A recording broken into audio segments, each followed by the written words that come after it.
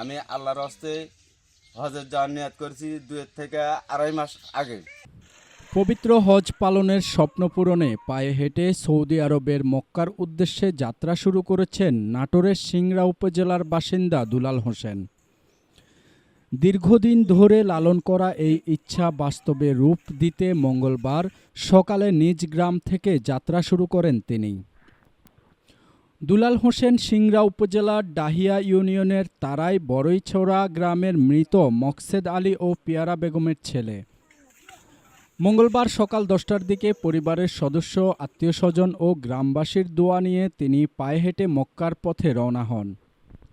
তার এই ব্যতিক্রমী উদ্যোগের খবর ছড়িয়ে পড়তেই এলাকা জুড়ে ব্যাপক আগ্রহ সৃষ্টি হয়। বিদায় জানাতে গ্রামের অসংখ্য মানুষ জড়ো হন। আবেগঘন পরিবেশে সবাই তার নিরাপদ ও সফল যাত্রার জন্য দোয়া করেন। দুলাল হোসেন বলেন, আল্লাহর ঘরে পৌঁছে হজ পালন করার গভীর আকাঙ্ক্ষা থেকেই তিনি এই কঠিন যাত্রার সিদ্ধান্ত নিয়েছেন। পথ দীর্ঘ ও চ্যালেঞ্জপূর্ণ হলেও মহান আল্লাহর উপর ভরসা রেখেই তিনি যাত্রা শুরু করেছেন। পাশাপাশি তিনি সবার কাছে দোয়া চেয়েছেন যেন সুস্থ ও নিরাপদভাবে মক্কায় পৌঁছে হজ পালন করতে পারেন। আমি আল্লাহর হস্তে হজের যাওয়ার নিয়ত করেছি 2 থেকে 2.5 মাস আগে। এখন সব কিছু গোছাতে পারি নাই, আমি সামান্য কিছু কাগজপাতি গোছাছি আমি। আর আমার যে ভিসাটো, আমি এই ভিসাটো সংগ্রহ করতে পারি নাই।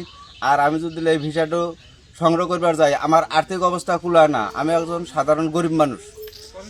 আমি যে জায়গায় বসবাস করে আছি এই জায়গাটা সরকারিও খাস, আমি একটা ভূমিহীন। এখন আল্লাহর হস্তে আমি নিয়ত করেছি, এই নিয়ত করে আমি হজ যাত্রা বাড়াচ্ছি। কোনো বর্ডারে কোনো জায়গায় যাতে আমার যাতে অসুবিধা না হয়, আমি এই একটা আবেদন সরকারের কাছে জানাইলাম। এই আবেদনটা যান আমার জন্য মঞ্জুর করে নেয়।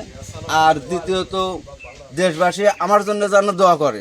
আমি সবার জন্য দোয়া করব, আমি যেন আল্লাহর হস্তে ভালো ভালো পৌঁছতে পারি। তিনি আরও জানান, বিভিন্ন দেশের সীমান্ত অতিক্রম করে সৌদি আরবে পৌঁছাতে প্রয়োজনীয় আনুষ্ঠানিকতা, নিরাপত্তা ও অন্যান্য সহায়তার ক্ষেত্রে সরকারের সহযোগিতা প্রত্যাশা করছেন। দুলাল হোসেনের এই সাহসী উদ্যোগকে ঘিরে স্থানীয়দের মধ্যে ব্যাপক উৎসাহ ও কৌতূহলের সৃষ্টি হয়েছে।